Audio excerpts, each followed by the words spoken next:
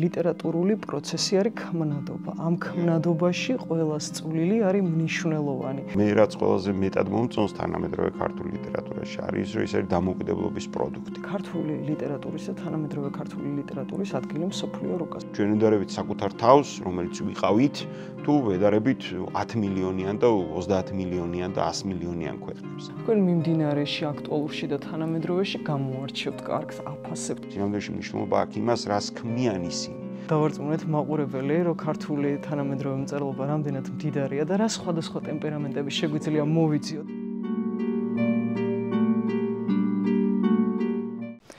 მოგესალმებით აზროვნების აკადემიის გადაცემაში სიმპოზიონი. დღეს ჩვენი გადაცემის სტუმარია ფილოლოგი ზაალ ჩხეიძე და ვისაუბრებთ ასეთ თემაზე: თანამედროვე ქართული მწერლობა. ბატონო ზაალ, თქვენ დიდი მადლობა მოგზაურობისთვის. და აი შესავლის სახით რომ დავიწყოთ, ხო? მე რამდენადაც შემიძლია მივხვდე, დღეს თანამედროვე ქართული მწერლობა განსაკუთრებული პოპულარობით სარგებლობს და აი იგივე თუ დავაკვირდებით, ვთქვათ, აი წიგნის მაღაზიებში, ხო, არსებობს დახლები, ბესტსელერების დახლები და ხშირ შემთხვევაში ეს დახლები ქართველი ავტორების ნაწარმოებებით არის ხოლმე სავსე. და აქ მარტო გულისხმობ არა მარტო ქართველი ავტორების ნაწარმოებებს, არამედ ქართულ ენოვანი ავტორების ნაწარმოებებს. აი მაგალითისთვის რომ დავაკონკრეტოთ, მოვიყვანთ ახლა ნინო ხარატიშვილი, ვიცით ხო, მისი რამის ყველა ნაწარმოები ბესტსელერია ჩვენ ქვეყანაში, თუმცა ის ქართულ ენოვანი ავტორი არ არის, არამედ გერმანულ ენოვანი ავტორია. და ეს ქალბატონი ნინოს გვერდით აი ამ ბესტსელერების სიაში, ასე ვთქვათ, ადგილს იკავებენ ხოლმე ნამდვილად ქართულ ენოვანი ავტორები. და პირველი რაც იქნებოდა კითხვა, თქვენი როგორც პროფესიონალის გადმოსახედიდან, აი თანამედროვე ქართული მწერლობა რომ შევაფასოთ რაღაცნაირად. აი ფაქტია რომ მკითხველში დიდი ინტერესს აღძრავს და თავად ჩემშიც გრძნობ რაღაცნაირად მოზღვავებულ ინტერესს ამ მწერლობის მიმართ. თქვენ როგორც ღირებულებითი თვალსაზრისით, მე უფრო ეკონომიკურად თქვენ კი. სიმართლე გითხრათ, არ ვიცი მკითხველში რამდენად ისეთ ინტერესს აღძრავს, რასაც იმსახურებს. იმ დახლებზე ძირითადად რომელიც თქვენ აღნიშნეთ, არა ვარ დარწმუნებული, რომ ხშირად ისეთი ტექსტებია, რომლებიც რაღაც ქართული ლიტერატურის უკანასკნელ მიღწევებს მკაფიოდ გამოხატავს. არაფერი საწინააღმდეგო არ მაქვს იმ წიგნებისა, მათ თავისი ადგილი აქვთ. ისინი გათვლილია უფრო, ასე ვთქვათ, უფრო მკითხველზეა გათვლილი ვიდრე ლიტერატურაზე. ეს ჩემი აზრით, რა თქმა უნდა. მგონია, რომ ქართველი მკითხველი ქართულ ლიტერატურას, თანამედროვე ქართულ ლიტერატურას უკეთრო კითხულობდეს და მეტად ინტერესდებოდეს, ვფიქრობთ, რომ ბევრად უკეთეს საზოგადოებაში ვიცხოვრებთ, ვიდრე ამ წუთას ვცხოვრობთ, იმიტომ რომ ჩემი აზრით, რა თქმა უნდა, აი თუ შეგვიძლია ვთქვათ, რომ აი ვთქვათ 20-იანი წლები მაგალითად იყო რაღაცნაირად ქართული ლიტერატურის აღმავლობის პერიოდი, ხო? მერე რაღაცა ვთქვათ 60-იანი, 70-იანი წლები იყო ქართული ლიტერატურის აღმავლობის პერიოდი. მგონია, რომ თანამედროვე ქართული ლიტერატურა, დამოუკიდებელი საქართველოს ქართული ლიტერატურა იგულისხმება ალბათ 90-იანების ბოლო, 2000-იანები, 2010-იანები. ვფიქრობ, რომ ზუსტად ესეთ აღმავალ, ასე ვთქვათ, ტალღაზია განსაკუთრებით პროზის თვალსაზრისით. მაგრამ მან არის ერთი მნიშვნელოვანი ეფექტი კიდე.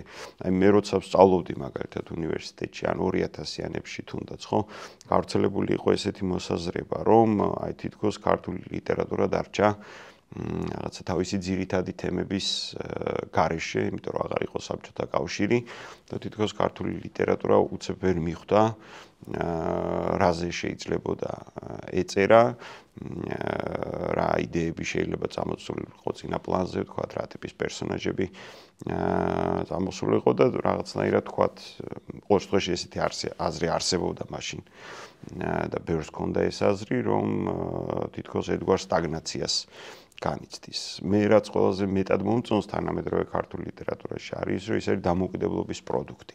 და ეს ძალიან მკაფიოდ ეტყობა მას და ჩემი გასაგებია, როცა თანამედროვე ქართულ ლიტერატურას ვამბობთ, გულისხმობთ იმ ავტორებს, რომლებიც ახლა თქვათ 2000-იანებში, ან 90-იანების ბოლოს, ან 2010-იანებში თქვათ გამოვიდნენ ლიტერატურულ ასპარეზზე, მაგრამ საინტერესო და სპეციფიკური თანამედროვე ქართულ ლიტერატურაში არის ის, რომ თანამედროვე ქართულ ლიტერატურაში იბეჭდება და გამოიცემა წიგნები, რომლებიც შეიძლება ახლა არ იყოს დაწერილი იყოს თქვათ საბჭოთა პერიოდში, უბრალოდ მაშინ არც ავტორს აცოცხლობდა მაინც დიდხანს ვინმე მაშინ რომ გამოცემული იყო და არც გამოიცემოდა თავისთავად ცხადი. და ძალიან საინტერესოა ჩემთვის, რომ იგივე 2010-იანების ბოლოს, განსაკუთრებით 20-იანების დასაწყისში ძალიან დიდი ლიტერატურა, აი შეიძლება ათეულობით, შეიძლება რამდენიმე ასეულიც კი წიგნი გამოვიდა. ეს არის ის გამქრალი ტექსტები, რომლებიც თავის დროზე დაბეჭდილი გასაგებია რომ ვერ იქნებოდა, მაგრამ თავის დროზე რომ გამოცემული იყო და თავის დროზე რომ წაიკითხა ქართველ მკითხველს და ასე შემდეგ. მე მჯერა რომ ცოტა სხვანაირი საზოგადოება შეიძლება ყოფილიყავდეთ. ანუ თანამედროვე რითით მომიდა, რომ თანამედროვე ლიტერატურული პროცესი შედგება არა მხოლოდ ისეთი ახალგაზრდა შუახნის და ასე შემდეგ ავტორებისაგან, რომლებიც დღეს თავიანთ ტექსტებს წერენ, არამედ შედგება მე-20 საუკუნის დაკარგული ტექსტებისაგან და თანამედროვე ქართული ლიტერატურა ცდილობს, რომ რაღაცნაირად ამოავსოს მათ შორის. ამოავსოს ის თეთრი, ასე ვთქვათ, ლაქები, დაიწყოს ყოველ შემთხვევაში ამ თეთრი ლაქების ამოვსება, რომლებიც თქვათ მე-20 საუკუნის განმავლობაში დარჩა ქართული ლიტერატურულ რუკაზე. და მგონია რომ ეს ერთ-ერთი ალბათ ყველაზე მნიშვნელოვანი ნაწილია, იმიტომ რომ მარტო მე ვიცი რამდენიმე ათეული ავტორი, რომლებიც რატო არ ვიცოდნენ ადამიანებმა, რიტორიკული კითხვაა ცხადია, რატო არ იცოდნენ ადამიანებმა ტექსტი, რომელიც ადამიანებმა მე-20 საუკუნეში სულად გაუგებარია და სინამდვილეში ის ეცოდინებათ მხოლოდ ამის შემდეგ. იქამდე ფიზიკური საშუალებაც კი ამ ტექსტების გაცნობისა, ამ ავტორების გაცნობისა, მათი ლიტერატურული მათ შორის და ბიოგრაფიული და სცენოგრაფიული გამოცდილების გაცნობის საშუალება უბრალოდ არ არსებობდა. მე მგონია, რომ თანამედროვე ფორმა ქართული ლიტერატურისა არის ხო გეუბნებით თუ ეგრე დავყოფთ მესამე დიდი და ჩემი აზრით ძალიან დიდი და ძალიან მნიშვნელოვანი სრულად აღმავალი ხაზით მიმავალი ის არის რა ქვია მდგომარეობა. გმადლობთ. აი თქვენ სანამ ჩვენ უშუალოდ საუბარს დავიწყებდით და ეთერი იქნებოდა, მე დამისვით კითხვა კონკრეტულად აი თანამედროვე ქართული მწერლობიდან ჩემთვის საინტერესო ავტორის შესახებ ან ჩემთვის საინტერესო ტექსტის შესახებ. მე რაღაცნაირი არიდება გავაკეთე თუ მოვერიდე და ეხლა თქვენ შემოგიბრუნებთ უშუალოდ ეთერში ამ კითხვას. აი კონკრეტულად რომ ავტორი გამოვკვეთოთ ან ავტორები ან ტექსტები და ასევე ის თუ რითი მნიშვნელობენ ეს ტექსტები. აი თქვენ საუბრობთ რომ მესამე ტალღარი აღმავალი ტალღარი. ხო შეიძლება. ეს რა თქმა უნდა პირობითი ნათქვამია, უბრალოდ ესე მიიჩნევა ხოლმე ქართულ ლიტერატურაში, რომ თქვა 40-იანი, 50-იანი წლები შედარებით დაღმავალი ხაზია, 80-იანი, 90-იანი წლების პირველი ნახევარი შედარებით დაღმავალი ხაზია. მიუხედავად ეს არ ნიშნავს, რომ იქ თქვა დიდი ავტორები, ქართული ლიტერატურისთვის დიდი ავტორები არ იყვნენ. მაგრამ მე მგონია, რომ ის რაც ახლა ხდება, გარდა იმისა, რომ ახლა არის მნიშვნელოვანი, ძალიან მნიშვნელოვანი იქნება იმ ადამიანებისთვის და იმ მწერლობისთვის, რომელიც იქნება 30 წლის მერე. გასაგები. ანუ კონკრეტ უბრალოდ ჩემთვის თქვენ რაც მკითხეთ ამ შეკითხვის დასმა რაღაცნაირი ისეთია, იმიტომ რომ მე ბევრი მიყვარს. ხო, პროფესიიდან გამომდინარე. არავითარ შემთხვევაში. მე მაგალითად მგონია, რომ ისეთი ავტორები როგორც არის პირველ რიგში აკა მორჩილაძე. აუცილებლად ეს არის ძალიან მნიშვნელოვანი სახელი ქართული ლიტერატურისთვის, არ მხოლოდ თანამედროვე კონტექსტში, არამედ ზოგადად. ხო, არის ისეთი ავტორები, როგორც არის არჩილ ქიქოძე მაგალითად, რომლის ეს მისი ალბათ ჯერჯერობით ყოველ შემთხვევაში მაგნუმ ოპუსი რაც არის ეს სამხრეთული სპილო, ისევე როგორც მისი მოთხრობები, რომლებიც სრულიად შესანიშნავია. შემდგომში ეს ავტორები ძალიან ახალგაზრდები არიან, ხა აგაგასაგებია, რომ ცოტა უფრო უფროსია და ადრე დაიწყო თქვა თავისი ლიტერატურული კარიერა, მაგრამ დანარჩენები 2000-იანები არის 2000-იანი მეორე ნახევარი 2010-იანი წლების დასაწყისია, ესე შეიძლება ითქვას, ხო? ჯილგიკოძე არის ანა კორძაია სამადაშვილი, რომელიც რა ვიცი, შესანიშნავი ქართველი ავტორია.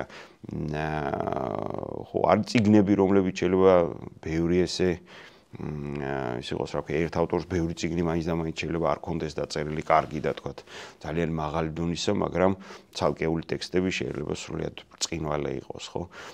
იგივე თქვა რუსუდან რუხაძე მაგალითად ჩემთვის, იგივე თქვა თამთამელაშვილი ჩემთვის ოღონდ უფრო ის წიგნი, რომელიც საზოგადოება ნაკლებად იცის და თქვათ სხვა ისა, ხო? ბესო სოლომონაშვილი, რომელმაც აიგერო რამდენიმე წლის წინ დაწერა თავისი ბრწყინვალე წიგნი, ხო, ის ამბავი ძველი დასახვრეტებისა, ხო, თუ როგორ ქვია დამავიწყდა. ხო, ძველი დახვრეტილებისა და ახალი დასახვრეტებისა რა. და სხვა ავტორებიც, ხო, იქ არის თქვათ ზაზა ბურჭულაძე, რომელიც შედარებით ადრეული პერიოდის ავტორი არის ბატონ ლევან ბერძენიშვილი, რომელიც თავის თავს მწერალს არ უწოდებს, მაგრამ მისია ეს მოთხრობების სთოში ლიტერატურაში შესაერთება წიგნი სრულიად შესანიშნავია და ბრწყინვალეა, ხო? არის ნუგზარ შატაიძე, რომელიც გარდაცვლილია კი ბატონო, მაგრამ თავის ტექსტების დიდი ნაწილი სწორედ დამოუკიდებელი საქართველოს პერიოდში არის ასე ვთქვათ შექმნილია რა. და არის ბევრი ავტორი კიდე, რომელსაც შეიძლება რაღაცა ესე ტელევიზორში, YouTube-ზე, ან შეიძლება დიდხანს აღარ გამოცემულა, ხო? არიან ესეთი ავტორები ცხადია, რომლების ტექსტებშიც აუცილებლად იპოვის მკითხველი რამდენიმე მოთხრობას, მე მაგალითად მგონია, რომ თანამედროვე ქართული მოთხრობა ძალიან განვითარდა, ძალიან წინ წავიდა და ისეთი აღმოჩენები გააკეთა და ისეთი სიმაღლეებს მიაღწია, რომელიც იქამდე ქართულ მოთხრობას ყოველ შემთხვევაში საბჭოთა პერიოდში შედარებით ნაკლებად ახასიათებდა. ხო, ეხლა რომანებზე ცოტა ძნელია ლაპარაკი, იმიტომ რომ თქვათ იგივე მე-20 საუკუნეში არიან ავტორები და ბევრი და ყველამ ვიცით ეს ავტორები, რომლებმაც რაღაცნაირად თქვათ ძალიან ქართული წარმოდგენით და ქართული სივრცისთვის ძალიან მაღალ ხარისხში აიყვანეს თქვათ ქართული რომანი, ხო? მგონია რომ ძალიან ბევრნი არიან რა. ძალიან ბევრნი და ყოველ წელს ეს ადამიანები წერენ. აი თავარი ამ შემთხვევაში აი თქვენს კითხვაში არის ჩემი აზრით ის, რას ვითხოვთ ჩვენ როგორც მკითხველი ქართული ლიტერატურისაგან. აი რას ვითხოვთ. თუ ჩვენ მოვითხოვთ რომ რაღაცა ყველა თაობაში იყოს დოსტოევსკი და ყველა თაობაში იყოს ტოლსტოი და ყველა თაობაში იყოს ჭილაძე და ყველა თაობაში იყოს თქვა კონსტანტინე გამსახურდია იქნება ეს თუ ჭაბო ამირეჯიბი იქნება თუ გურამ დოჩანაშვილი იქნება, ეს არ იქნება, არასდროს არ იქნება. არც ერთი ჩვენი ზომის ქვეყნისთვის ეს ბუნებრივი არ არის და შეუძლებელია ეს იყოს, ხო, რომ რაღაცა უცებ ხუთი ბრწყინვალე მწერალი რაღაცნაირი შეიძლება ევროპული დონისა ჩვენ ცოცხალი გყავდეს და იცი რა ისინი წერდნენ და რაღაცა 10 წლებში. მაგრამ სინამდვილეში ისტორიას თუ გადავხედავთ, ხო, იქაც ესე დაითვლება. თუ თვალზე მიდის ლაპარაკი, ხო, აი 70-იანებში დაითვლება, რამდენი რომანი დაითვლება? 5, ხო, კი ბატონო, 10 წლისთვის 5 რომანი ბევრია? ცოტაა, როგორ ვითვლით? ხო, სინამდვილეში თანამედროვე ქართული ლიტერატურასაც ამ საზომით, ჩემი აზრით, რა თქმა უნდა, ამ საზომით უნდა მივუდგეთ და რა ვიცი, ხა ბოლო 20 წელიწადში მე 10 კარგი ქართული რომანი ნამდვილად ვიცი, სულ ცოტა. კი. აი თქვენ ასევე ჩემთვის რაც საინტერესო იყო და ყურში მომხვდა დაკარგული ლიტერატურა ახსენეთ, ხო? რომელიც საბჭოთა კავშირის დროს დაკარგული იყო და ეხლა თანამედროვეობაში წინ წამოიწევა. და იგივე ამ დაკარგული ლიტერატურის კონტექსტშიც რო ვთქვა და უშუალოდ ჩვენი თანამედროვე ცოცხალი ავტორების კონტექსტშიც თემატიკასთან დაკავშირებით. ის ტექსტები, რომლებიც დაკარგული იყო, ასე ვთქვა და მიჩქმალული იყო უფრო სწორედ. ესე ვთქვათ, არის უფრო ხშირად არის პოლიტიკური ხასიათის.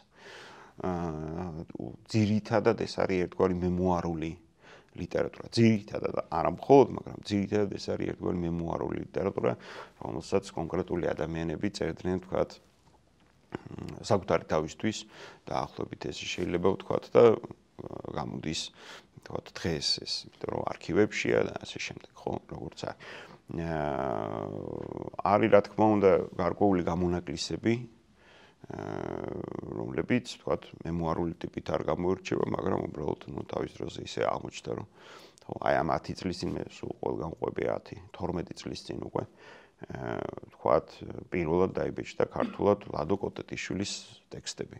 უკვე 2 ტომია გამოსული ამ ტექსტების. ეხლა რამდენიც უნდა იკვლიონ დღევანდელი გადმოსახედიდან ქართული მოდერნიზმი, ხო, ქართულმა ძალიან კარგმა მეცნიერებმა, ხო, ლადო კოტეტიშვილის გარეშე ქართულ მოდერნიზმს ვეღარავინ ვეღარ გამოიკვლევს. ვიდრე რა მასშტაბის მოვლენაა ქართული სივრცისთვის და ეს ადამიანი აუცილებლად აღმოჩნდება იქ მიხეილ ჯავახიშვილის და კონსტანტინე გამსახურდიას და გრიგოლ რობაქიძის გვერდით, როგორც ესეთი ეს უბრალოდ უშუალოდ მხატვრულ ლიტერატურაზე რაც არის ლაპარაკი, ხო? ეს სულ რამდენიმე წლის წინ შეიძლება 2, აი, უბრალოდ არ მახსოვს გამოცემის წელი, მაგალითად ქართულად გამოვიდა ანა ემილია ესკურის წიგნი, ხო, რომელიც არის ჩემი აზრით, რა თქმა უნდა, უმნიშვნელოვანესი მოვლენა ქართული ლიტერატურისთვის. იმდენად და შეიძლება არ მხოლოდ ქართული ლიტერატურისთვის კაც მარიცის. იმიტომ რომ არ ვიცი, ახლა ამაზე უფრო ანტისაბჭოთა მემუარული ტექსტი ქართულ ლიტერატურას არ აქვს. და ვარც მაგ ტიპის თხრობის გამოცდილება, რაც კიდე ძალიან მნიშვნელოვანია ჩემთვის, თან არასდროს ესე არ ყოფილა, რომ თქვათ ქალი ავტორები ამდენად აქტუალურები ყოფილიყვნენ ქართულ ლიტერატურაში და ამდენად თქვათ ერთბაშად მაღალი ხარისხის ტექსტები შექმნილიყო მათი მხრიდან, ხო, ამ თვალსაზრისით ქართული ლიტერატურის განვითარების გზა მკვეთრად მასკულინურია ცხადი. ეს რა თქმა უნდა არ არის კარგი, უბრალოდ რაღაცნაირი ისტორიული მოცემულობაა, ხო, სხვადასხვა ამიდან რა ქვია, სხვადასხვა ისტორიული და სოციალური პირობითობიდან გამომდინარე. მაგრამ დღეს არის ეს ადამიანები წერენ და ძალიან მნიშვნელოვნად და საინტერესოდ წერენ. და ბევრი ის არის აი სოციალური კონტექსტი, პოლიტიკური კონტექსტი, უშუალოდ მხატვრული კონტექსტი, თქვათ აი ეს რაღაცნაირი, აი ქალი პერსონაჟების შემოსვლა ქართული ლიტერატურაში, მოდი მამაკაცის დაწერილი ქალი პერსონაჟების კი არა, ქალი ავტორების დაწერილი ქალი პერსონაჟების შემოსვლა ქართულ ლიტერატურაში. ეს მგონია რომ ქართული ცნობიერებისთვის, ქართული კულტურისთვის, უფრო ვიწროდ ქართული ლიტერატურისთვის, საზოგადოებისთვის ძალიან მნიშვნელოვანი ნაბიჯებია და მე მგონია რომ ესე ფართო აზრით თუ ვიტყვით ქართული საზოგადოება რა, სულ არ არის მზად ამ ხარისხის ლიტერატურისთვის. ამიტომ როცა თანამედროვე თქვათ, პროფესიონალები ალბათ არა, მაგრამ ადამიანები, რომლებიც თქვათ, შეიძლება წიგნებს კითხულობენ და შიგადაშიგ, როცა ისინი რაღაცას ითხოვენ ქართული ლიტერატურისგან და თქვათ რაღაცა ისინი აქვს წინააღმდეგობა აქვთ, ხო? მე მათ ერთი წამით ვერ დავეთანხმები. ერთი ლიტერატურული პროცესი, ცოცხალი ლიტერატურული პროცესის მიზანი უკვდავება საერთოდ არ არის. ეს საბჭოთა შეხედულება ხელოვნებაზე და ლიტერატურაზე ეს პროცესია.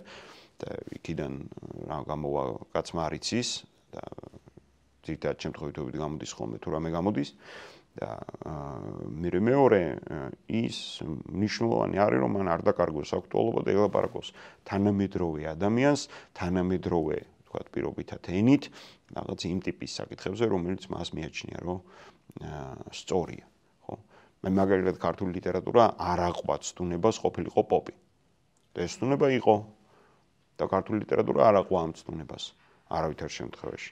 კი, რა თქმა უნდა, ეს არ ნიშნავს, რომ თქვათ, კარგი პოპ ტექსტები ჩვენ არ აგვაქვს. როგორ არ აგვაქვს? გვაქვს ძალიან საინტერესო და პოპულარული ავტორების და ესეთი. მაგრამ ძირითადი ხაზი ქართული ლიტერატურის, ხო? ეს არის ისევ რაღაცნაირი ნეორეალისტური ტექსტები, ისევ თქვათ, მოდერნისტული, ყოველ შემთხვევაში მცდელობები ამ ტექსტების დაწერისა, არის პოსტმოდერნული მცდელობები, ბევრი, თან, ხო, მაგიური რეალიზმის ძალიან ისეთი დიდი მოზღოვება გვაქვს, სხვა შორის ვიზუალურ ხელოვნებაშიც, რაც უცნაურია და ჩემი აზრით საინტერესოა დასაკვირვებლად, თქვათ, გარეშე თვალისთვის, ხო? და ეს ხა რა ვიცი რამდენ ადამიანზე ვლაპარაკობთ რა აი რამდენ ადამიანზე ვლაპარაკობთ 20-ზე ხო და ცოტა ბევრი ხო არ არის 20 ადამიანისთვის ხო მაქსიმუმ აი რამდენი წარო დამოუყვეთ აი რამდენ წერილს ჩამოვთვლით დღეს ისეც ხა ნაცნობს და მეგობარს ისეც რომელზეც ვიტყვით რომ უი რა კარგად წერს ხო 20-იც ხო ძალიან ბევრია ნებისმიერი ქვეყნისთვის ბევრია საქართველოსთვის არ არის მარტო ხო ხო და ძალიან ცოტა გამოდის. ანუ სინამდვილეში ეს ადამიანები ძალიან ბევრს აკეთებენ და გამომცემლები ძალიან ბევრს აკეთებენ. მე სულ მესმის კრიტიკა ამ ადამიანების, რომ იცი რა რაღაცები უნდა იყოს უკეთ, გავიგეთ ყველაფერი, ყოველთვის უნდა იყოს უკეთ. უარესად იყოს, მე არასდროს არაფერზე არ მომისმენი. ეს ადამიანები შრომობენ, ბუნებრივია რომ მათ მიმართ თქვათ, მოთხოვნები, რაღაცა პრეტენზიები შეიძლება იყოს, მაგრამ ის, რასაც ეს ადამიანები აკეთებენ, იმ პირობებში, რომელშიც აკეთებენ, თქვათ, სახელმწიფო თვალსაზრისით იქნება თუ საერთაშორისო ურთიერთობების თვალსაზრისით. ხო, ისინი ძალიან, როგორ გითხრათ, 20 წლის წინ ვინმეს ჩემთვის რო ეკითხა, რომ ეს რეალობა იქნებოდა 20 წლის მერე, ქართულ ლიტერატურაში არაფერ დავიჯერებდი. იმიტომ და არ მგონია, რომ ნებისმიერი თანამედროვე მონაწილისთვის, რომლებიც ძირითადად სწორედ 90-იანების ბოლოს და 2000-იანებში გამოვიდნენ, ასე ვთქვათ, ლიტერატურულ ასპარეზზე, ან თვითონ წარმოედგინათ, რომ იმის, რა ქვია, რაღაცა რამდენიმე ასეული თარგმანი იქნებოდა ყოველ წელს. ვის წარმოუდგენია ეს? სინამდვილეში ხო ეს ამას ხო ყველაფერს აკეთებენ მწერლები, მთარგმნელები და მთარგმნელობითი სივრცე აუცილებლად არის თანამედროვე ქართული ლიტერატურის ნაწილი. გასაგებია რომ ჩვენ გვინდა რომ უკეთეს ვიღაც რაღაც ტექსტები, უკეთესი თარგმანები იყოს, გვინდა რომ შეიძლება რაღაცა მეტი ავტორი და ასე შემდეგ. მაგრამ სინამდვილეში ვერც ერთი ცოცხალი ადამიანი, რომელიც მუშაობს, ვერ მოასწრებს ვერაფრით იმ ტექსტების, კარგი ტექსტების და კარგი თარგმანების საკითხს, რომელიც ყოველ წელს გამოდის ქართულ ენაზე.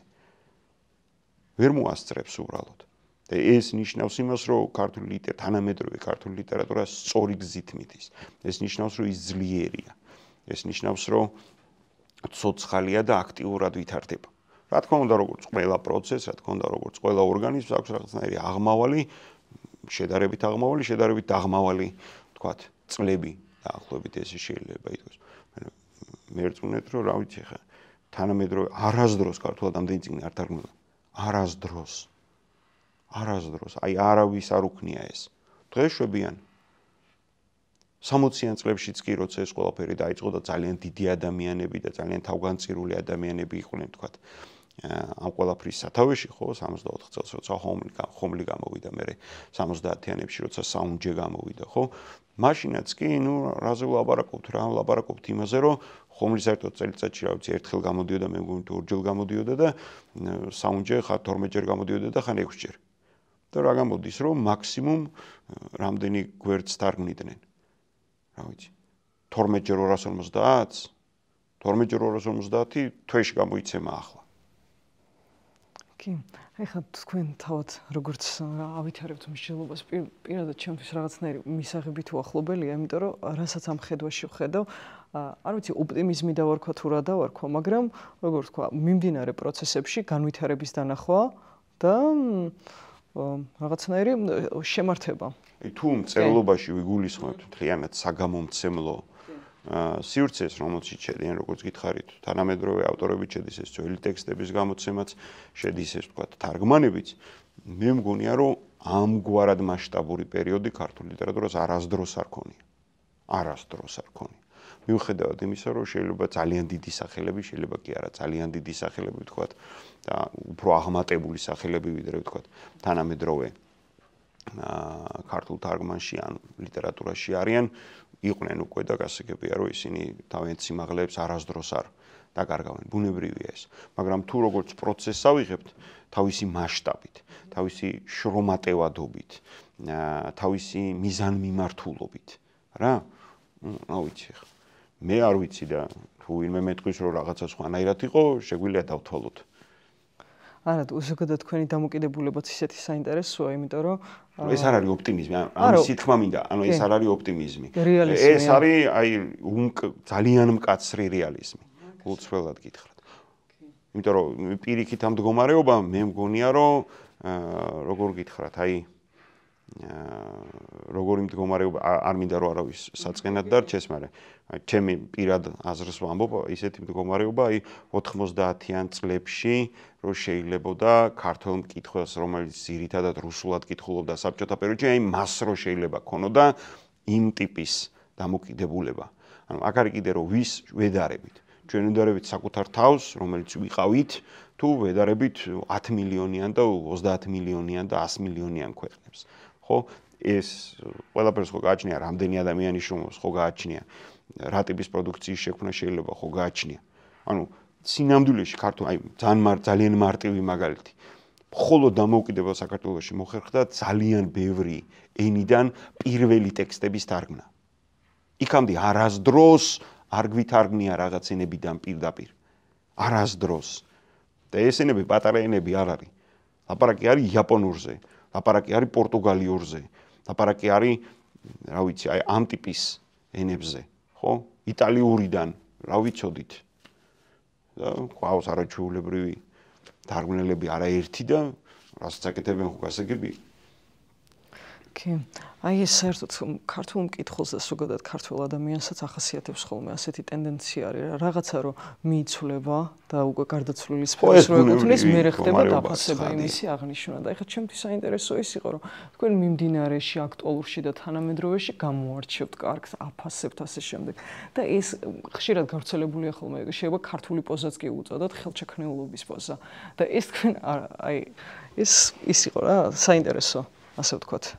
ეს ინგლისში ქართული არ არის ზოგადად გასაგებია რომ ლიტერატურით და ამ ტიპის ვთქვათ საქმიანობით დაკავებულ ადამიანებს ახასიათებთ უნებრივია რაღაცნაირი წარსულის განდება. ჩემი ლაპარაკი არ ნიშნავს იმას რომ ის ადამიანები ძალიან დიდები არ იყვნენ ვინც ვთქვათ აქამდე იყო. ამ შემთხვევაში ლაპარაკი არის პროცესი.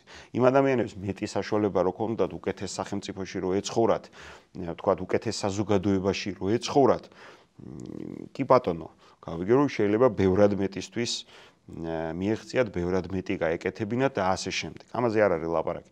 აქ არის რომ ახლა ამ მომენტში იმ ვითარებაში, რომელიც არის თანამედროვე ქართული ლიტერატურა არის, რა ვიცი, კოსმოსის ცოტა იქით მგონია, რომ არის იმ რეალობის გათვალისწინებით, რომელ რეალობაშიც ის ცხოვრობს და არსებობს. რომ ხوار გონიათ რომ რომელიმე მწერალი არის, რომელიც პროფესიონალი მწერალია, არავითარ შემთხვევაში, რომელიმე მთარგმნელი კარგ მთარგმნელებზე მაქვს ლაპარაკი, რომლებიც პროფესიონალში გულისხმობ იმას, რომ ხელფასი იქიდან იღებს. ამ ადამიანებს უწევთ ნებისმიერ მათგანს რამდენიმე ადგილას მუშაობა.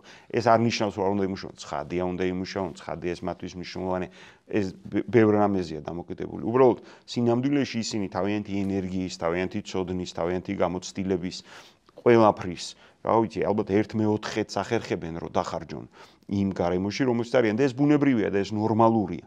მაგრამ თუ შედარებაზე იქნება ლაპარაკი, ხო, იყო დროები, როცა ეს მწერლებს არ უწევდათ. არანაირად არ უწევდათ. ბუდიში, მაგრამ იყვნენ უზრუნველყოფილნი ბევრი აზრით. იქ გასაგებია, რომ სხვა პრობლემები იყო და გაცილებით მძაფრი და მნიშვნელოვანი პრობლემები ვიდრე დღეს არის. ხო, ვიღაცებს დაიხვრეტენ, დაჭერდნენ, რაღაცას არ დაწერდნენ, ვერ დაწერდნენ, ვერ გამოაქვეყნებდნენ და ასე შემდეგ. ანუ აქ შედარებაზე არ არის. უბრალოდ ლაპარაკი არის, რომ თანამედროვე გარემო როგორი ცუდიც არ უნდა იყოს ის. ხო, ნაკლებად ხელშემწყობი თუ ესე შეიძლება ითქვას კულტურული განვითარებისთვის, ეს ადამიანები და ეს ადამიანები ბევრი არ არის. სულ რამდენიმე ათეული ადამიანია. ეს ადამიანები უზარმაზარი ნაბიჯებით ავითარებენ. უზარმაზარი ნაბიჯებით. აქ ხო არ არის ლაპარაკი იმაზე, რომ რაღაცა ის, ხო, უზარმაზარი. და ეს არის მათ შორის იმ ადამიანების დამსახურება, რომლებიც თქვა 70-იანებში, 80-იანებში მოვიდნენ ქართულ თარგმნელობით სკოლაზე მაქვს ამ წუთას ლაპარაკი და რომლებმაც მე ძალიან ბევრი გააკეთეს იმისთვის, რომ ვთქვათ 2000-იანი და 2010-იანი წლების ქართული თარგმანი ყოფილიყო იმ სიმაღლეზე, რომელზეც არის. აი ხა თქვენს საუბარში შესაძლოა გაიჟღერა და მეც ამას განვავითარებ. აი მინდოდა იგივე ქართული ლიტერატურის და თანამედროვე ქართული ლიტერატურის ადგილი მსოფლიო რუკაზე. ქვეყანა პატარაა, ხო, გასაგებია. აი მე ჩემი თავდაპირველი იდეა ასეთი იყო, რომ საუბარი დამეწყო ოთარ ჭილაძით. ეს შემთხვევითიც არ არის, რატომ მინდოდა, ოთარ ჭილაძე უკვე კლასიკად არის მიჩნეული, ხო?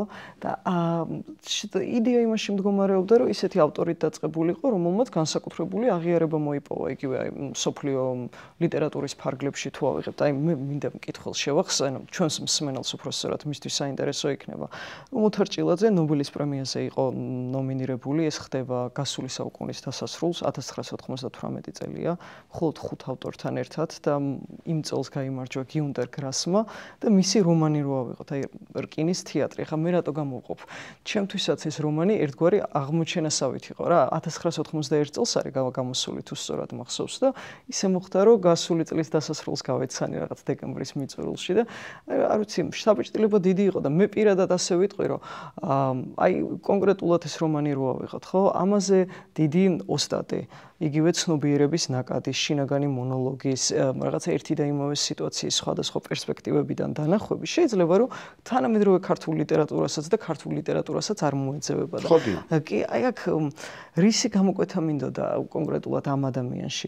რომ ეს ყველაფერი მის შემთხვევაში არ არის რაღაცნაირად ხელოვნური, ან შეიძლება ძალდატანებითი, არამედ არის მაქსიმალურად ავთენტური და ფლობს იმას, რასაც და როგორ გადმოსცემს და რავი, ამ ავტორს მე მაგალითად იგივე მსოფლიო ლიტერატურულ რუკაზე თუ შევხედავთ, არ ვიცი, ისეთ ავტორებთან მიახლოებაში მოვიაზრებდი, როგორიც შეიძლება იყოს იგივე, აი ლათინოამერიკული ლიტერატურიდან მარკესი ავიღოთ და ასე შემდეგ, ხო? და არ ვიცი, მე ეს სიტყვა არ მოვთქვით. ეხლა თქვენ როგორც გნებავთ, აი თქვენი მხრივ განმეღ ჩვენი ტიპის ქვეყნებისათვის, ჩვენი ტიპის ენებისათვის, მსოფლიო რუკაზე მნიშვნელოვნობა გულისხმობს გავლენების ქონას. ჩვენი ტიპის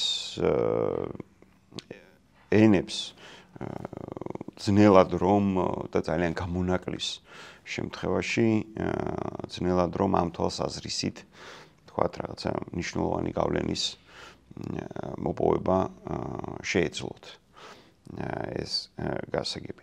აქ მსოფლიო რუკაზე ანუ ლიტერატურის მე მგონია რომ როგორ გითხრათ რაღაცნაირად აი როცა მაგ წარმოდგენაზე ვლაპარაკობთ რაღაცნაირად საბჭოთა ან პოსტსაბჭოთა წარმოდგენით ჩარჩოს ვიყენებთ.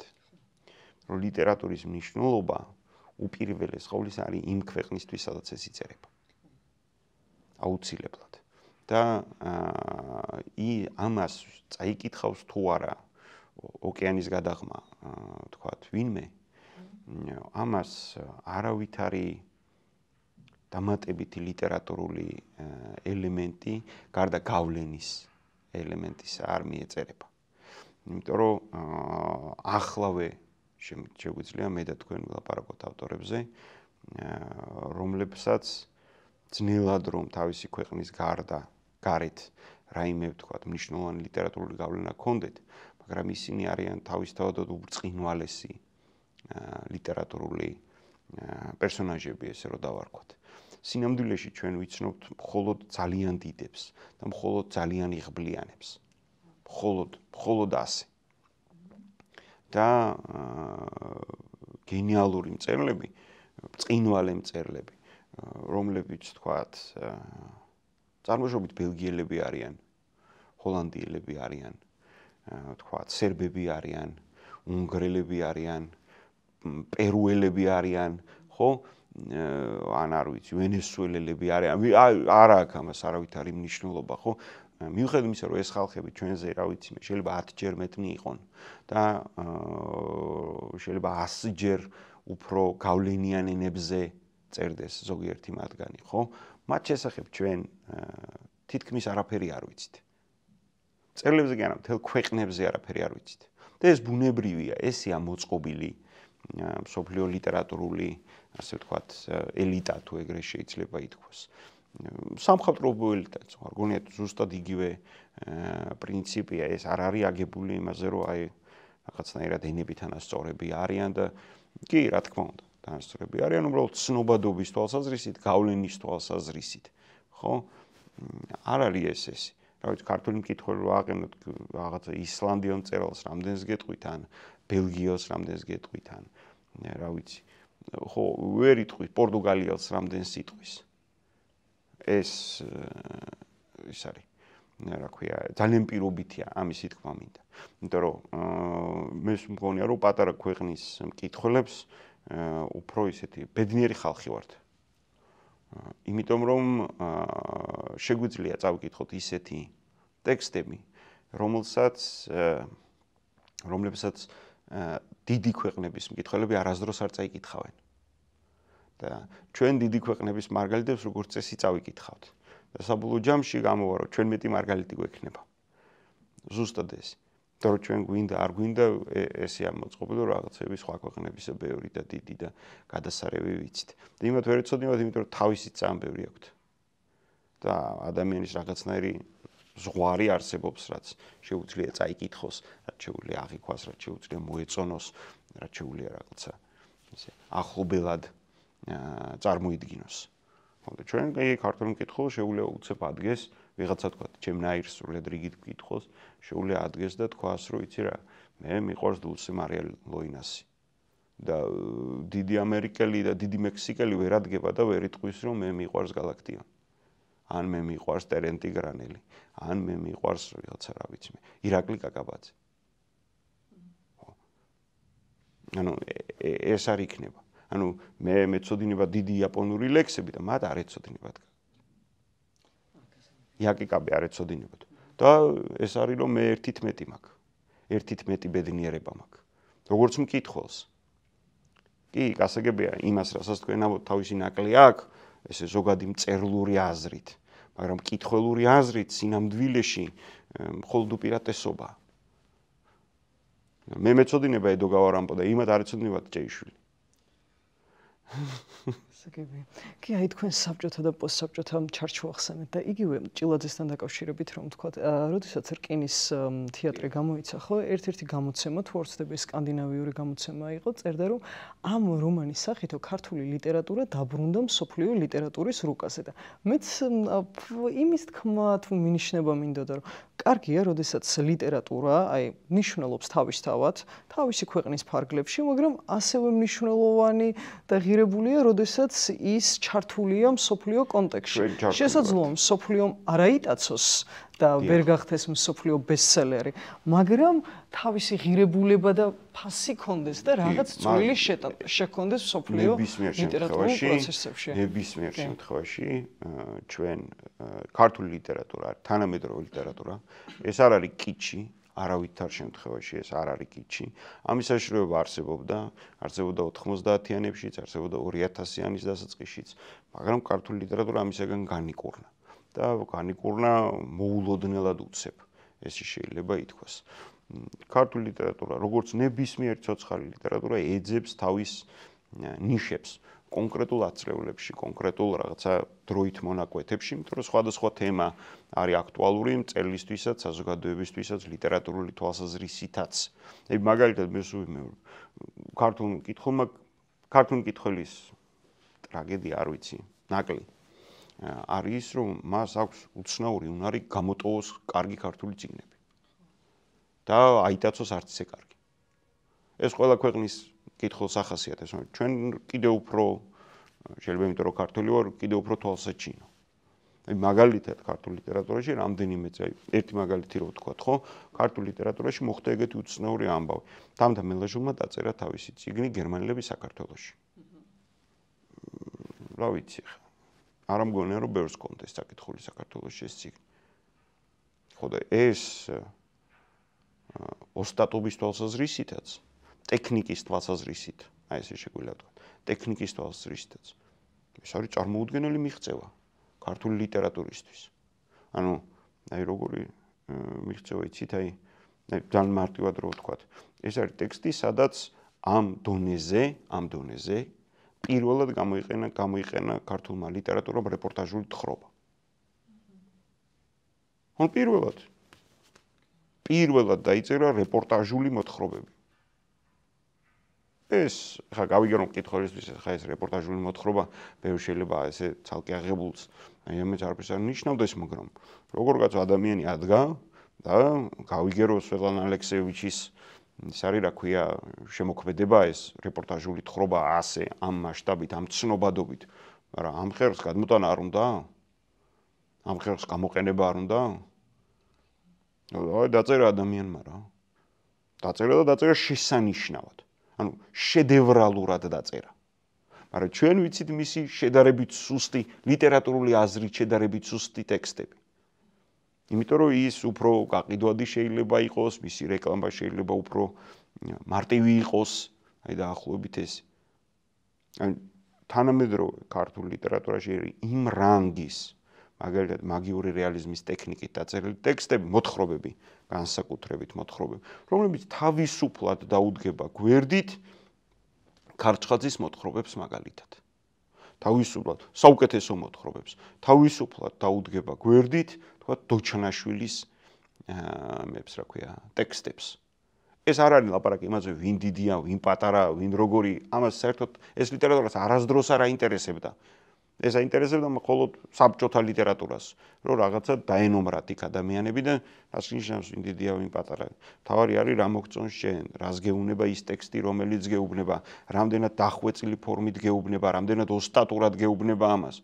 რა დიდი და პატარა, როგორ დავნომროთ ახლა. დოჩანაშვილი და ჭილაძე როგორ უნდა დავნომროთ. მე რო პირველად ჟურნალის რედაქტორი გავხდი, თავარი კამათი ეს იყო, რომ ვინ უფრო დიდია.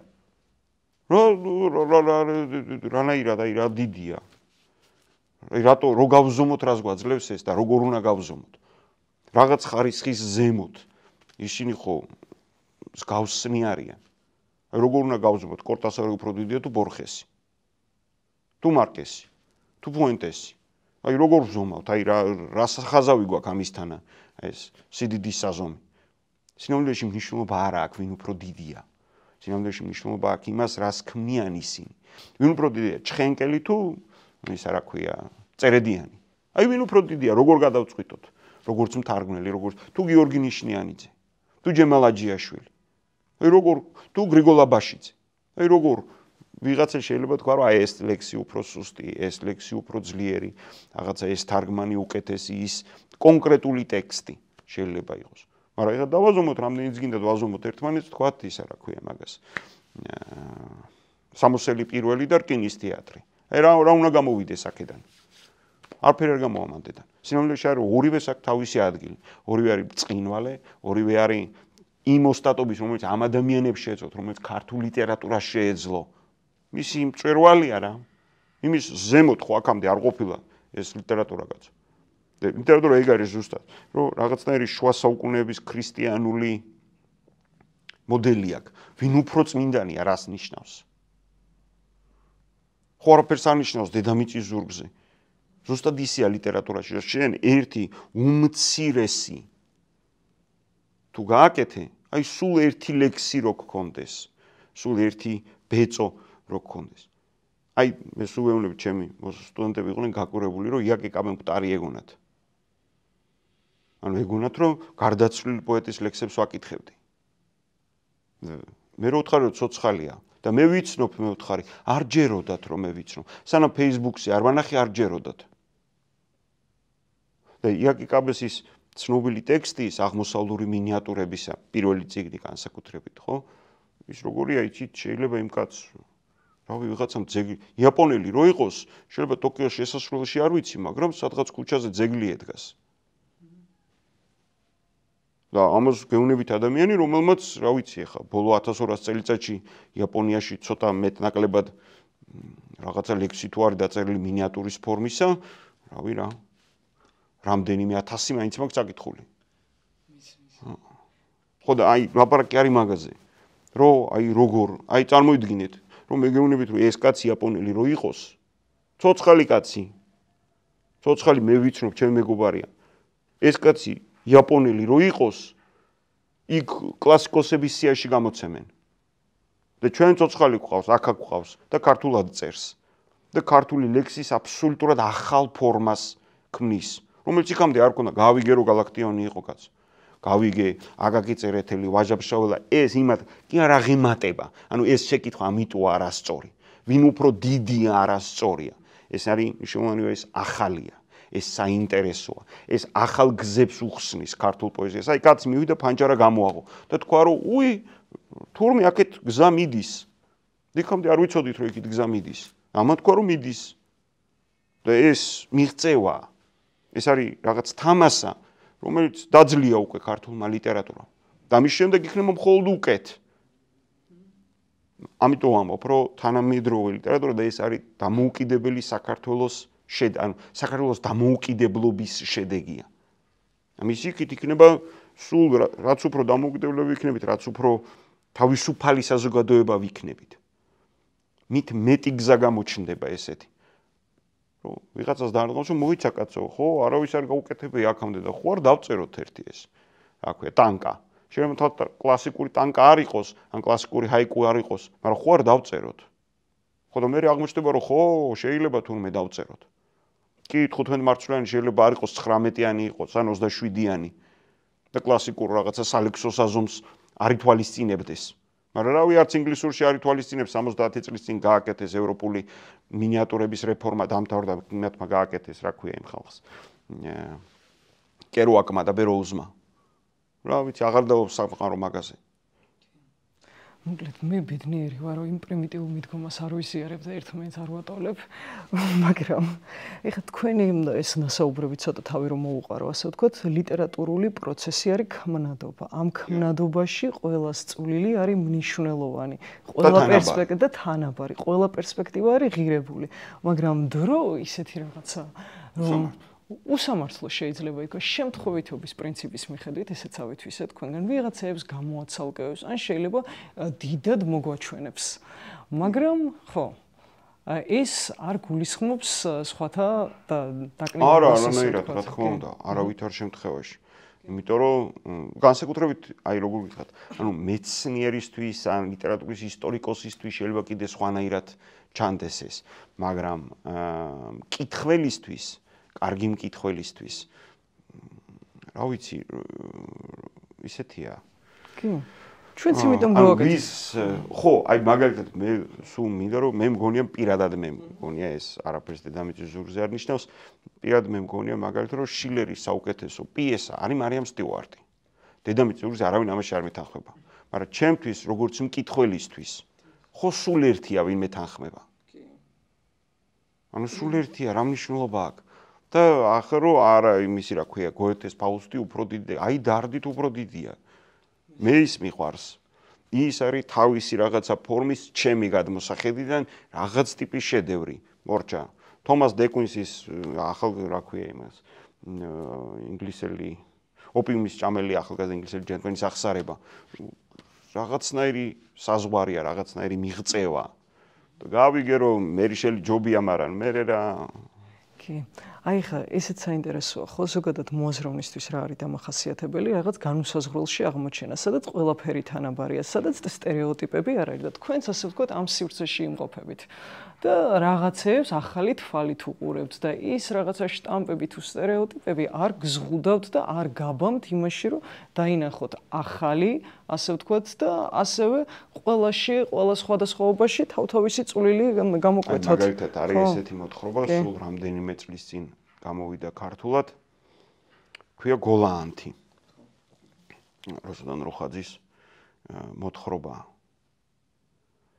ეხა ბევრი ძალიან მაგარი რამე ხდება მაგრამ აი ვინ დაიკითხავს ამას ბოლოს სცენაში მიქელანჯელოს პიეტის ინტერპრეტაციას თუ ამოიცნობს მე დარწმუნებული ვარ რომ მე ეტყვის რომ აი როგორ აი ამაზე მეტი რა შეიძლება დაწერო რომ მიქელანჯელოს პიეტა აიღო და ეგ გაუკეთო რაც იმ ტექსტში ხდება ბოლოში შეუძლებელი ანუ მე არ წარმომიდგენია შეიძლება იმიტომ რომ მე თვითონ ყოველთვის მინდოდა ცხადე რომ წერალ ყოფილიყავ და ამ თვალსაზრისით ნიჭი შეიძლება საკუთარ თავში ვერ აღმოაჩინე ამაზე არ არის ლაპარაკი მაგრამ ოსტატობის დაფასება ხო შემო აი მისი რა ქვია გეგა თოლა მაგალითად ან გაბო მუგზარ შატაიძის გაბო სამგვერდიანი ტექსტია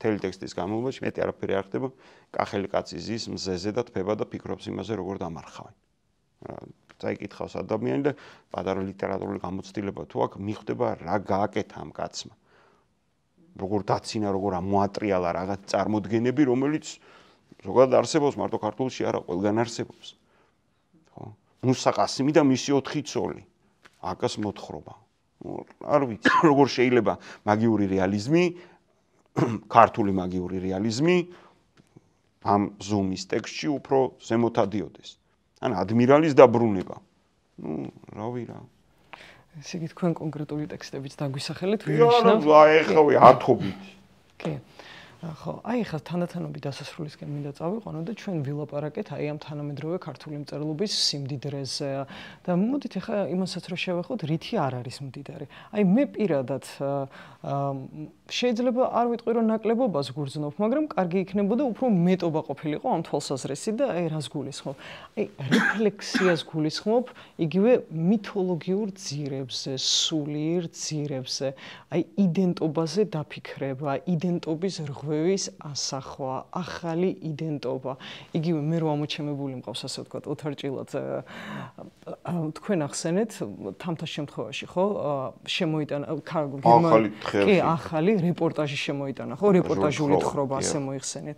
იგივე ოთარჭილაძის შემთხვევაშიც რა იყო მნიშვნელოვანი, რომ მითოლოგიური მასალის გადაქცევა რომანად და იგივე დაფიქრი მათ შორის იდენტობაზე, ხა ის რო ავიღოთ გზაზე ერთი კაცი მიდიოდა, ის ხო მარტო არქაული წარსული არ არის, ხო? ის აწყოსაც ეხმიანება მის თანამედროვეობასაც და რაღაც იდენტობაზე ფიქრობს, იდენტობის რღვევას ასახავს, პროცესს ასახავს და აი მე რასაც ვისურვებდი და ვინატრებდი, შეიძლება მე ვერ ვერკვევი და იმიტომ ხედავ ასე ვთქვათ დეფიციტს.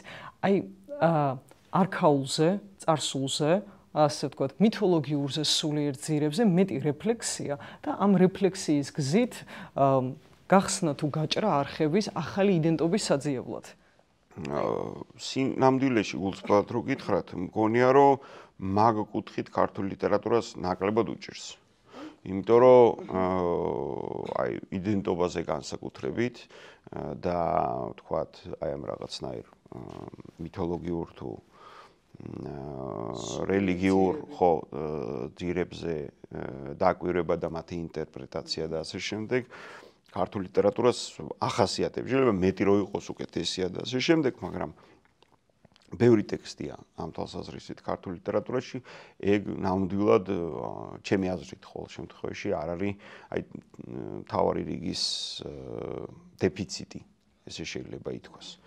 იმიტომ რომ ბევრი წერს ამაზე, წერდა ის ადამიანებიც, ვინც თქვა თანამედროვე ქართულ ლიტერატურას ეკუთვნიან, მაგრამ უკვე გარდაცვლილები არიან შეიძლება ხო რაღაცა სხვადასხვა მიზეზით. მე მგონია რომ ქართული ლიტერატურა უფრო ოღონდ ეს თანამედროვე ლიტერატურის პრობლემა არ არის ჩვენი. ეს არის რაღაცნაირი იმთავითვე მთელი მე-20 საუკუნის პროცესის გამოყოლილი შედეგია. მე მგონია რომ უნდა იყოს მეტად პოლიტიკური. მთავარი და ეს არ არის კიდევ მეორე ახალი პრობლემა. ეს მე-20 საუკუნის ქართული ლიტერატურის პრობლემა, რომ ჩვენ ცოტა გვაქვს პოლიტიკური რომანი. ცოტა გვაქვს დიქტატორული რომანი. ძალიან ცოტა გვაქვს.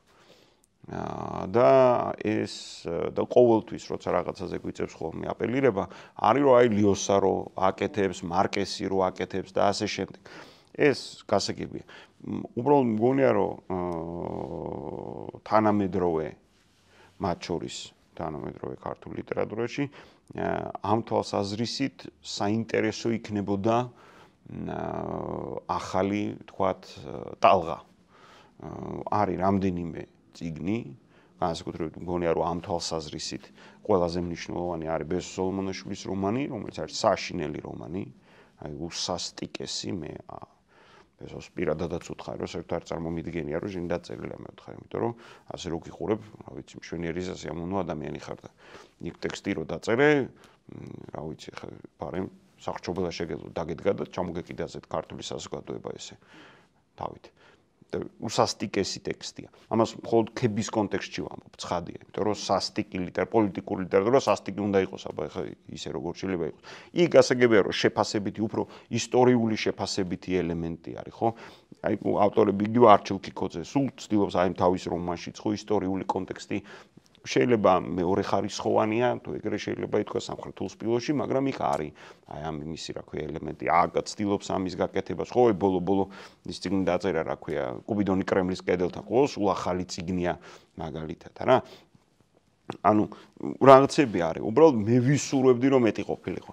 აი მაგალითად შედარებით კიდევ უფრო ახალი მწერლები, რომლებიც თქვა 2010-იანების მეორე 20-იანების დასაწყისში, ისინი უფრო სოციალური კონტექსტით მეტი აქცენტით გამოირჩევიან, ასე ვთქვათ. მათი, როგორც ჩანს, ესე დაინახეს საკუთარი, ჯერჯერობით ყოველ შემთხვევაში, საკუთარი ადგილი და საკუთარი ლიტერატურული ნიშა, რომ უფრო სოციალური აქცენტებია. განაძველებს არ ქონდა თქვათ, იგივე ბესოს ხვედელიძეს აუცილებლად ქონდა ეს, ხო, თავისი სასტიკი, ლეჟავას ქონდა თავისი სასტიკი სოციალური თვალსაზრისით სასტიკი ტექსტები, მაგრამ აქ უფრო მოჭარბებულია. აი იმ ლიტერატურაზე, რომელზეც ჩვენ ვლაპარაკობთ, იქ პირიქით ის რაც თქვენ ბრძანეთ მეტია, იმიტომ რომ ის უფრო კლასიკური გზის განვითარებაა, თუ შეიძლება ესე ითქვას, სადაც ოსტატობით ტკბობა მეტია, სახესიმბოლოების გამოყენება მეტია და ამ ტიპის გადათამაშებები, თქვათ, იგივე დოჩანაშვილიდან, ჭილაძიდან, კარჩხაძიდან, ხო, თქვათ, იგივე გამსახურდიადან, ხო, პოსტმოდერნული ტექსტები, რომლებიც გულისხმობს რაღაცა გადათამაშებს. მე საერთოდ წარმოვიდგენია ქართული მითოსური აზროვნების იმგვარი კეთილი და ირონიული გადათამაშება, როგორც სამხრეთულ სპილოშია. ხო, ავიცი, ტექსტი აშკარად აგებული არის მედეას მითის, აიეტის მითის, რაღაცნაირ თანამედროვე, ასე ვთქვათ, ინტერპრეტაციაზე, სადაც ავტორს უბრალოდ მუხრჭი არა აქვს იმ სიშორეს მიდის, რომ იმის ვიკით, რა ვიცი, ახლა სადაც წავიდი, ეს არ წარმომიდგენი. ამიტომ ვისურვებდი, რომ ქართული პოეზია იყოს უკეთესი. და რომ ჩემი აზრით, რა თქმა უნდა, თანამედროვე ქართული პოეზია ჩამორჩა ქართულ პროზას. თავისი. კი, რა თქმა უნდა, არიან დიდი სახელები, ბუნებრივია და არაერთი, მაგრამ ისინი უკვე უფრო მეტად კი დამოუკიდებელი საქართველოს წერლები არიან, მაგრამ უფრო სითაობისანი არიან. ზოგი 50-ს გადაცილებული შეიძლება, ზოგი 70-ს გადაცილებული. და მნიშვნელოვანი ავტორები არიან, მნიშვნელოვანი ცვლილებები შემოიტანეს ქართული ლიტერატურისთვის, მაგალითად, ხო, რაღაცა პოეტური რომანი შემოიტანეს ბოლო-ბოლო, ხო, იქამდე არ იყო ეს ახლა და ვიგელო ტრიამონი რო იყო, მაგრამ ჩვენ არ გქონდა და აგერ უკვე გვაქვს თან რამდენიმე ტექსტი გვაქვს. რა თქმა უნდა, ჩემი თაობის ავტორებიც არიან. უბრალოდ ჩემი თაობის ავტორები ლიტერატურული აზრით პატარები არიან.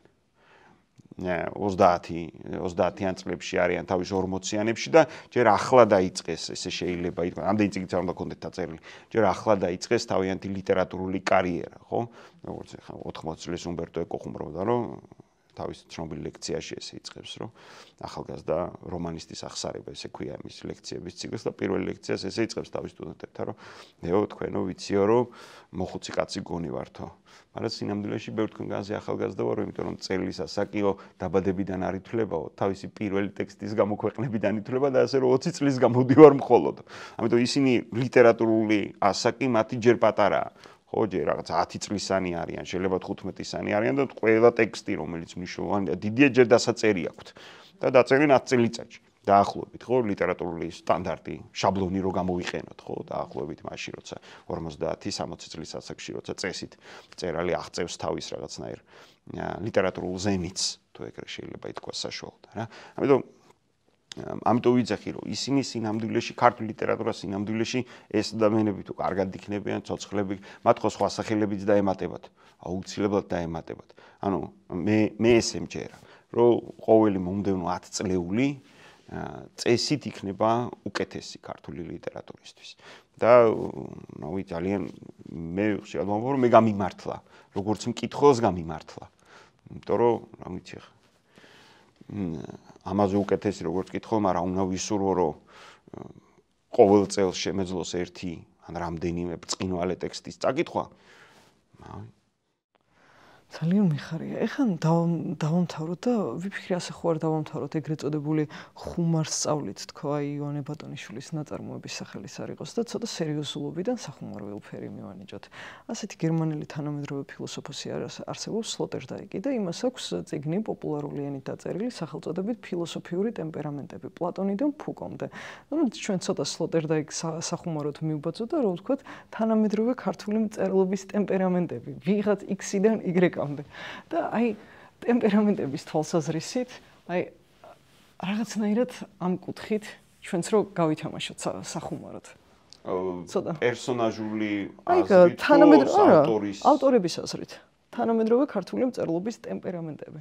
ეხლა ტემპერამენტებზე სწავლება ვიცით ხო ანტიკურობიდან 4 რაღაც ძირითადი ტემპერამენტია.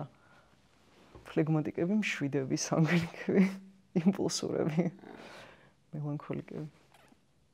რამდენიმე შეიძლება გამოვკვეთოთ 3-4, რა ვიცი. ხაცები. არ ვიცი, სიმართლე გითხრათ, ეგრე არ მიფიქრია. ან თქვენ თუ გნებავთ პერსონაჟები გავაკეთოთ რაღაც. თქვენი. ერთი წერტილი აუცილებლად იქნება ბურჯულაძე.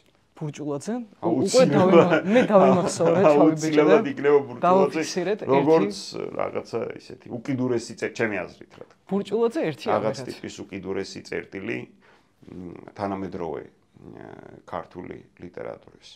ჯერ ახლა ამ უყაროდ გამოვარჩიოთ. მეორე უკიდურესი წერტილი ალბათ იქნება აკა. აკა. ხო. შუაში ბევრი იქნებიან, რა ვიცი. იმედი ამ ხალხს არ ეწყინება მაინც. აზი. არა, შუაში ბევრი იქნებიან და შუაში იმას კი არ გულისხმობ, რომ ვიღაცაზე დიდია. არა, არავითარ შემთხვევაში. იმ შუა ბევრი და ხო ერთს ამოვაგდებთ. უკიდურესი წერტილი. შემთხვევითობის პრინციპით ამოვაგდებთ.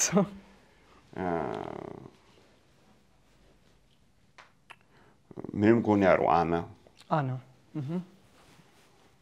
წაია, იმიტომ რომ მისი მოთხრობები. ასეთი მოთხრობები ქართულ ქალებს აქამდე არ დაუწერიათ. და ის ამ თვალსაზრისით მნიშვნელოვანია.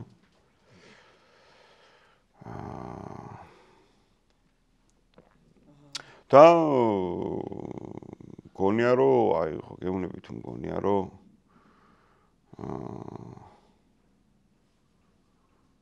ბესო და არჩილიც აუცილებლად უნდა იყვნენ. პოლიტიკური აზრით და აი ამ რაღაც უკიდურესი ლიტერატურაში არის ესეთი მოდელი ეგრეთ წოდებული რიჩარდული პერსონაჟი.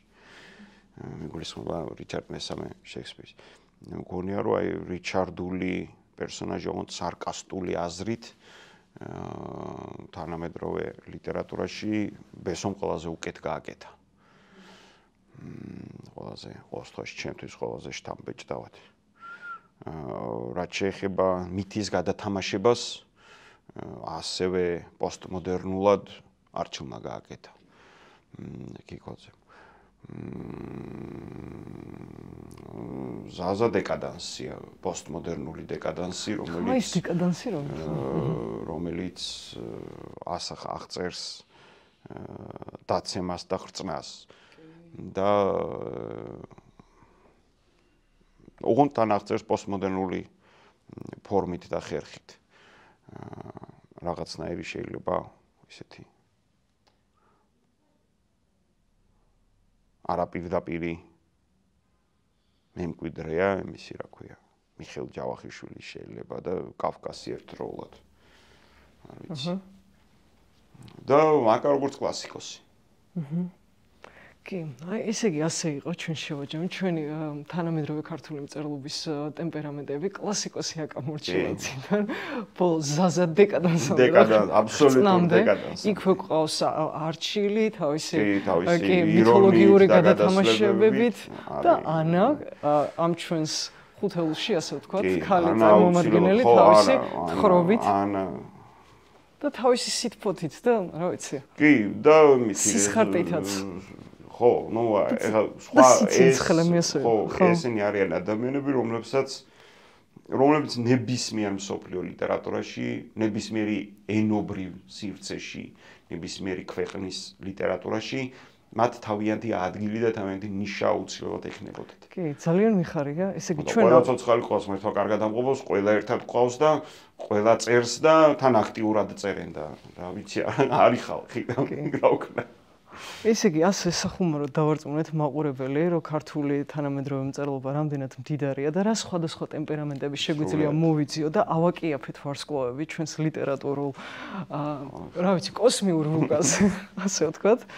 კიდევ ერთხელ დიდი მადლობა თქვენს სტუმრობისთვის. ჩვენს მაყურებელს ვემშვიდობებით.